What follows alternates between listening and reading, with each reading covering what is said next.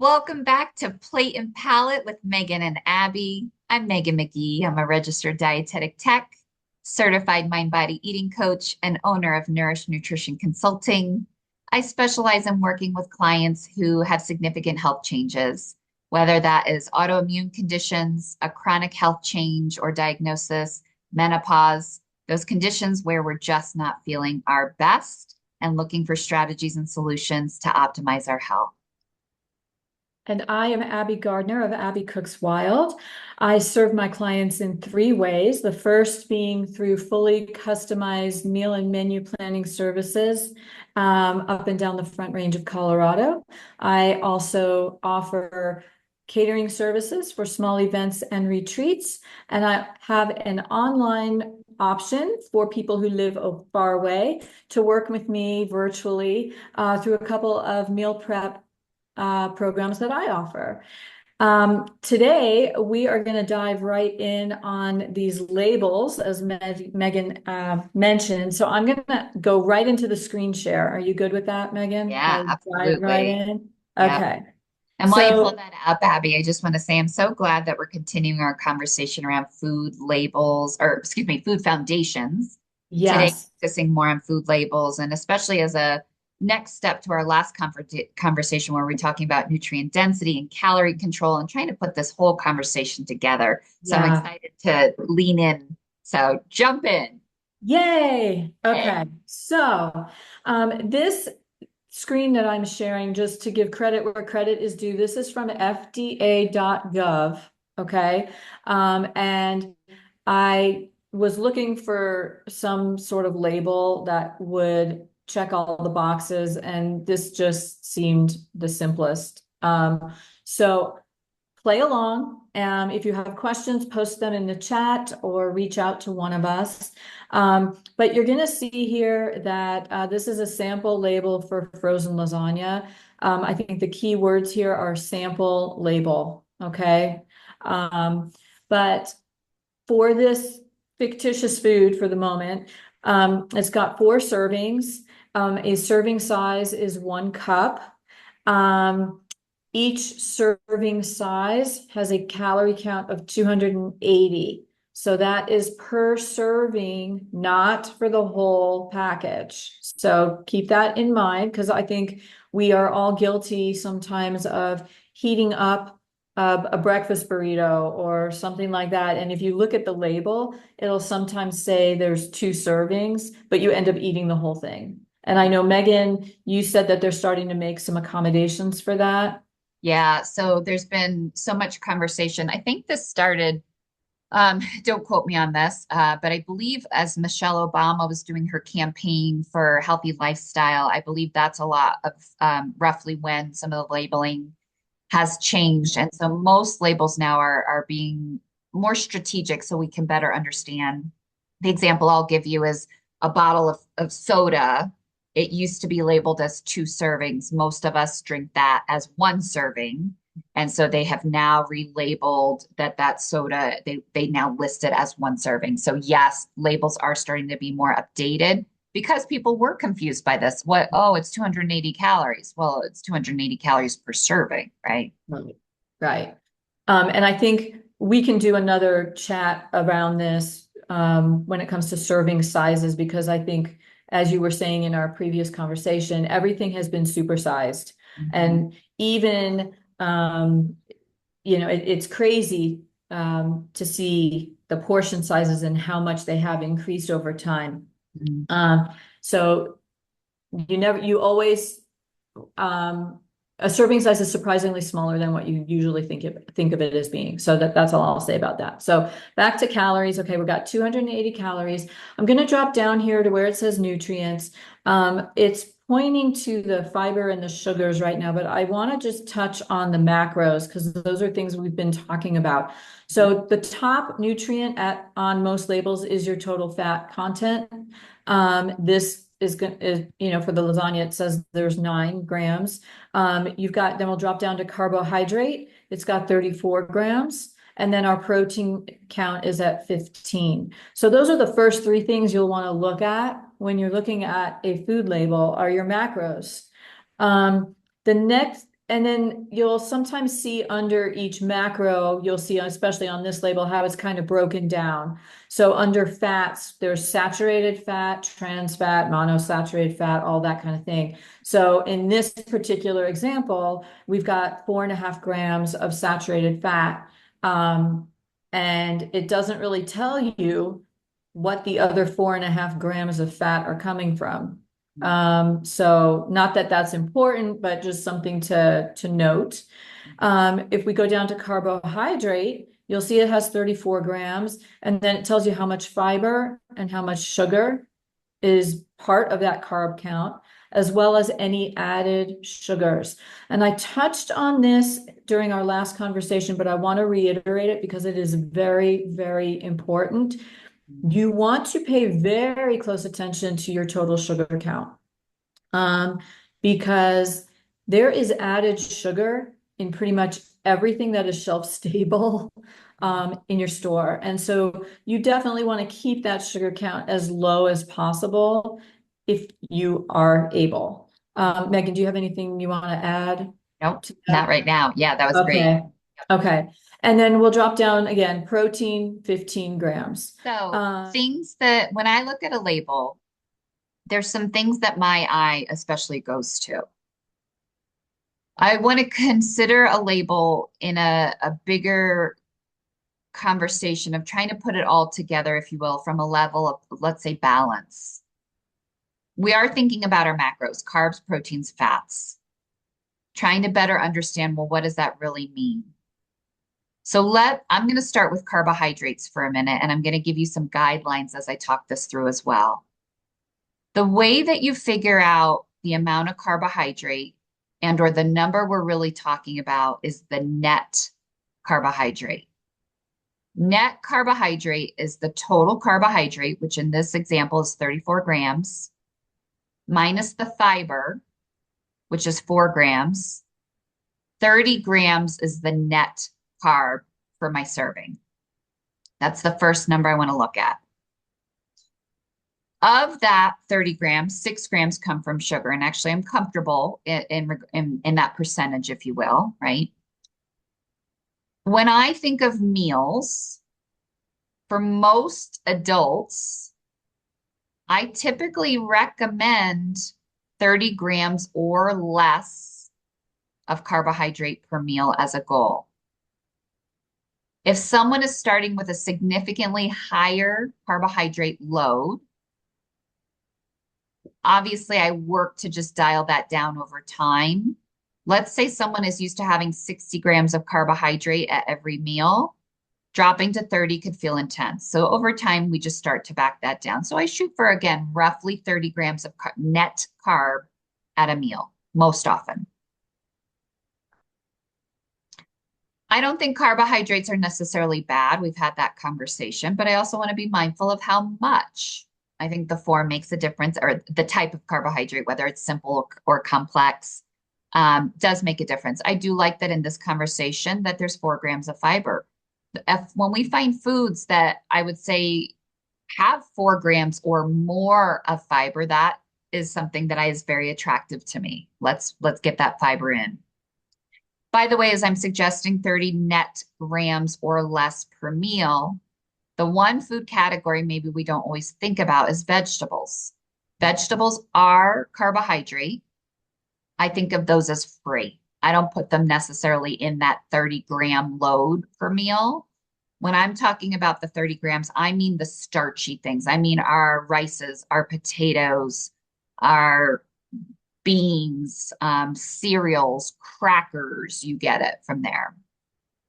So in this example, my quarter of the lasagna would hit my calorie target for a meal, but that doesn't mean I can't have more food. And that's where I want to encourage us all to be thinking about vegetables to fill in that gap. If we need more volume of food, I think of vegetables as free.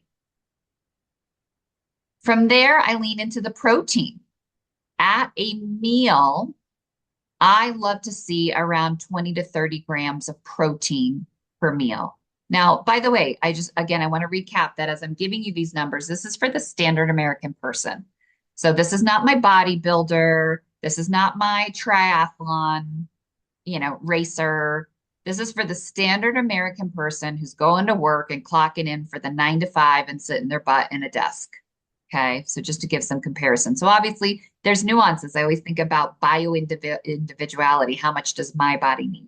But as some, foundational starting point for protein, again, 20 to 30 grams can be a great load. But with protein, just remember that you're going to get protein over the course of the day. If you have one meal that's a little lighter, for example, this lasagna is 15 grams. And again, I'm saying maybe 20 to 30 grams at a meal. Just remember that you're getting protein through the day. You don't necessarily have to get 30 grams at every meal. You're going to get fluid through the day, your meals, your snacks, cumulatively, you're getting up to the load that you need. So I do love that there's a 15-gram load of protein because again, this is a lasagna. With lasagna, I'm thinking it's more carby because of the pasta noodles. I love actually seeing that there's a 15-gram load of protein in here to help balance out some of that carb. So pretty decent there. Can I interrupt for a second? Yeah. As you're talking, and I'm going to ask this question as someone Yes. who might be watching it. It doesn't say that this is cheese lasagna versus meat lasagna. Yeah. So based on that calorie count, can you speak to what your best guess is? Because I would imagine if there's an animal protein in there, the protein count might be a little higher. I would agree. I would agree. I'm thinking this is probably a cheese lasagna, Cheese most lasagna. Yeah. likely. Most likely. That's a great question. Yeah. Yes. So yes, if it was a meat lasagna, perhaps there would be a little bit of a higher protein load. What would be the variable is just how much animal protein they put in.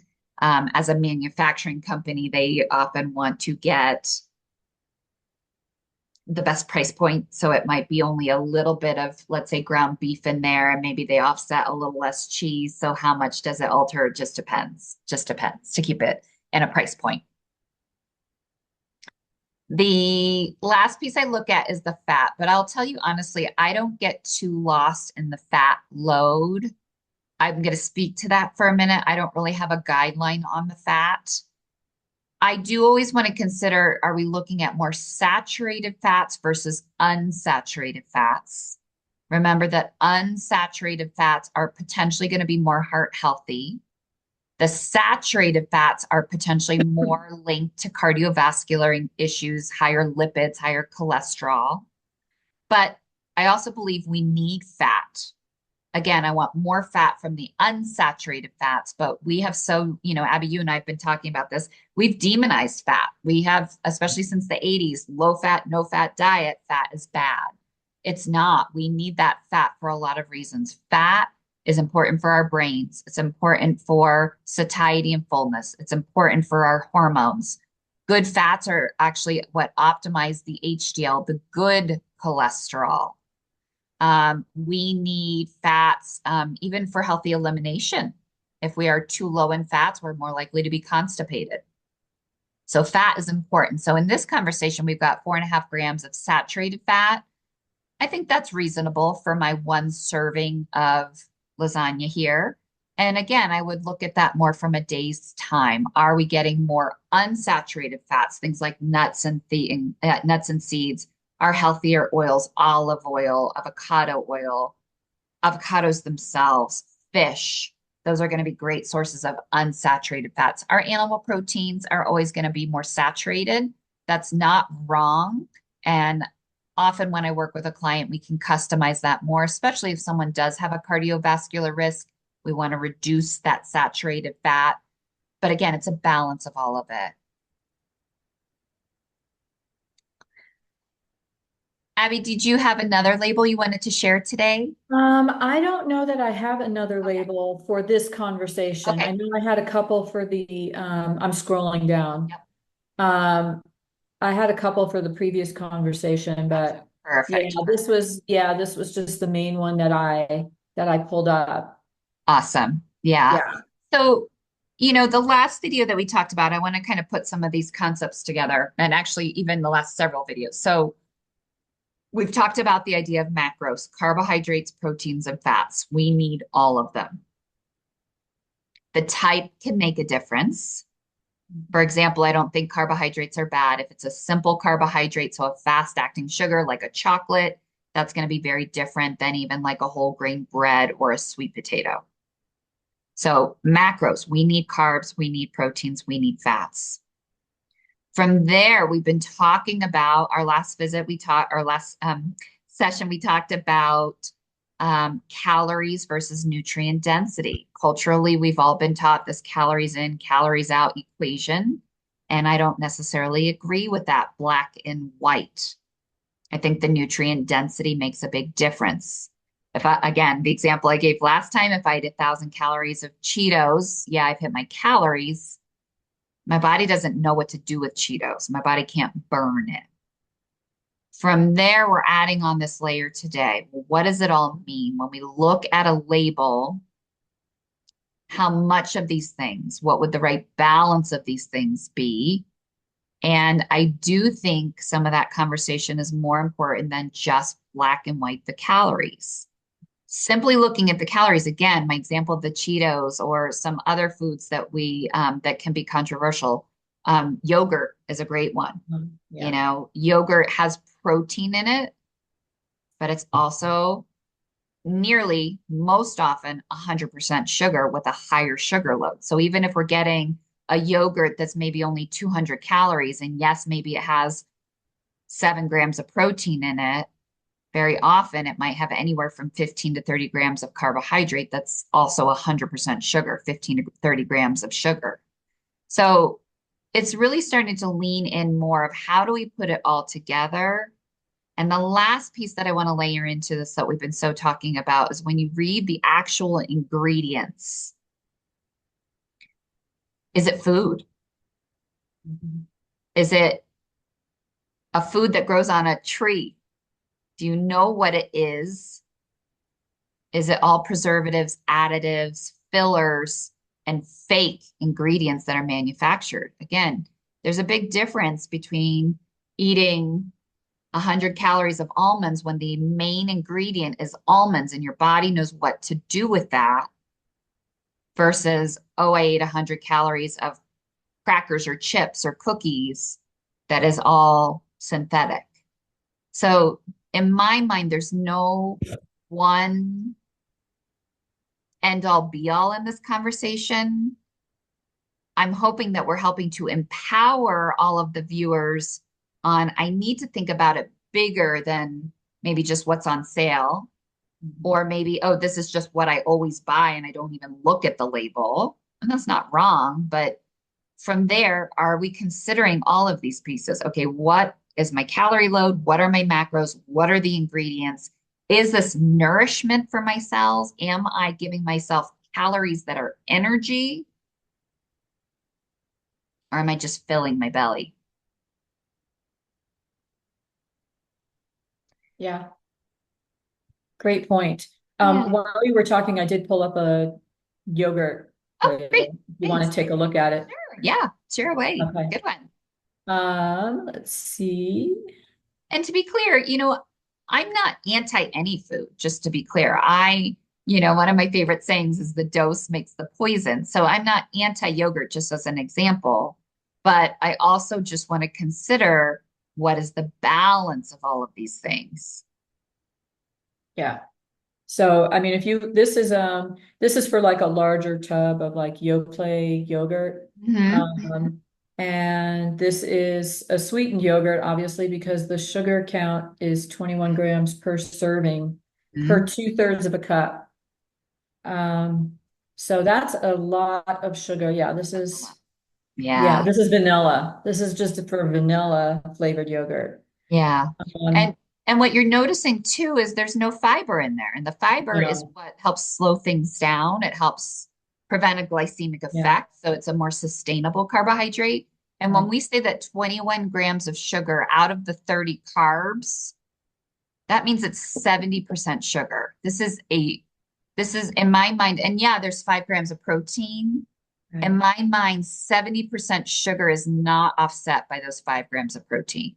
And look how little fat is in there too, Megan. I mean, it's Right. a dairy product. It's not even whole milk. I mean, Right. granted, but 1 gram. And something to that conversation about the 80s that we were talking about with Yeah. everything was low fat and Yep. fat was being demonized. They basically sucked all the fat out of those foods and replaced it with sugar. Sugar. So this is an example of that Perfect. right here. Yeah. So we've Just got because, no yeah, gut. I was just going to say, low fat implies somewhat that it's healthy. But Right. if you look at this label, there's nothing healthy about this brand of yogurt Right.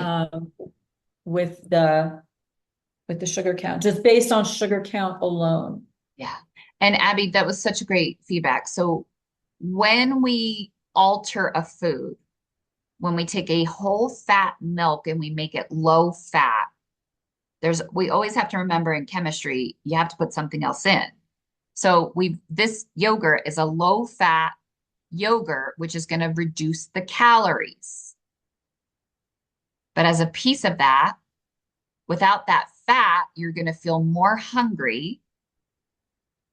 And we've replaced the fat with the sugar. So again, now we've got a 70% sugar food without any fat and very little protein, in my opinion, 5 grams of protein, not really that significant. Those are the things that are going to carry you well. And for most of us, this isn't going to be a sustainable food, meaning energy wise, it's not going to sustain us. Yeah. This is Now, one of those things where you crash an hour after you eat it and you're wondering why you're so tired or why you have no energy. yeah. Now, if I was going to eat this just as an idea, this is where we can level up and talk about pairing of foods. How do we pair different foods together that we get more bang for our buck? So if I was going to eat this yogurt, I personally would add a quarter cup of nuts or seeds on top. Yes, it's going to change my calories. A quarter cup of nuts or seeds is roughly another 150 calories. That's going to make my yogurt with my nuts about 300 calories roughly. Because it's coming from nuts, there's no additional carbohydrate. So yes, it's still 70% sugar, but adding the quarter cup of nuts is going to give me another 6 or 7 grams of protein on top. Now my protein load is roughly 11, 12 grams. Now we're cooking with fire, if you will. I'm keeping my carbohydrates down, the sugar load down. I'm driving that protein up, which is going to help offset a glycemic response from all that sugar. And it's going to help be a more sustainable food to give me some better energy. And quite frankly, I don't care that it's doubling the calories. This is where, again, I'm not sold on black and white calories in, calories out. Those nuts are also going to add quite a bit of fat Yeah, content as well, which is going to keep you fuller longer. right. And it's those unsaturated fats that are so heart healthy and anti-inflammatory and so good for you. Right. Yeah. Awesome. Yeah, Abby, thanks for bringing up that Yeah. label. That's a really great label. Yeah, that was a great example. Yeah. So Awesome. Anything else you want to share for today? I don't think so. I will apologize again for the snafu on the Okay. percentages. Yep. Yeah, no, I think this was a great conversation around how to really dial in on those labels. And you just gave a perfect example of how even if the label is indicating it might not be the most nutritious, there are ways to offset it to make it a more viable option, and to maybe dress it up a little bit. Actually, let me add one more thing to that, Abby, and that was so good. Often when I think of yogurt, what I hear from my clients is that they might put fruit on top of the yogurt. And that's such a great segue there. When we add the fruit on top of the yogurt, when the yogurt's already 70% sugar, and we add our serving of fruit, which is sugar, now all we're doing is driving more of the sugar. So again, the pairing of foods can really make a difference of the integrity and therefore how it works in our body. You put 150 grams of nuts on top of your yogurt and you're driving the protein and fat. Maybe you're only putting 80 calories of fruit on top, so it's a lower calorie, but you're adding more sugar. A serving of fruit on average is 15 grams of carbohydrate with 15 grams of it sugar. So all we're doing is driving that sugar load. So yes, how we pair things can also make a big difference. I just want to add smoothies are another big thing to pay attention to because a lot of people add fruit to their smoothies. So just be aware, okay, is it really the fruit that you need, or are you needing to bulk it up in a different way by adding flaxseed or chia seeds or hemp seeds or something Protein else? powder, peanut Right. butter, all the things. Well, I'm assuming the protein powder's in there, but yeah. Yeah, absolutely. Add your nut butter. I will regularly have clients tell me that they're doing a fruit smoothie in the morning. And when I hear that language, I'm doing a fruit smoothie every morning. That immediately makes me go, boop, boop, boop. What does that mean? And it usually means they're putting like 3 cups of fruit in. That's a carbohydrate explosion. It's too much for a sitting. Yeah, So yeah. So just to recap, we're not saying carbs are bad because right. carbs are not bad, but using them um, with intention is something to consider. Absolutely.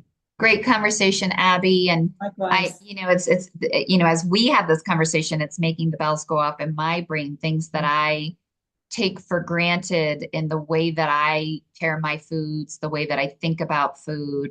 Again, I love that we're going back down to basics, food Yeah. foundations, and I love that you and I are both having conversations of things that we forget or things that we get confused on, even because I can tell you how many times I've gone in the grocery store and I bought something because I'm like, oh, that looks healthy. And I get home and I'm like, what did I buy? Right. So even as two women who are in the world of food, it's noisy, it's confusing, and we have to be thinking about it too, because manufacturers at the end of the day, they are in it for the money. They're not in it for the nutrition. Mhm. Yeah. Thanks so much for joining us on Plate and Palette with Megan and Abby. We will see you soon. Bye.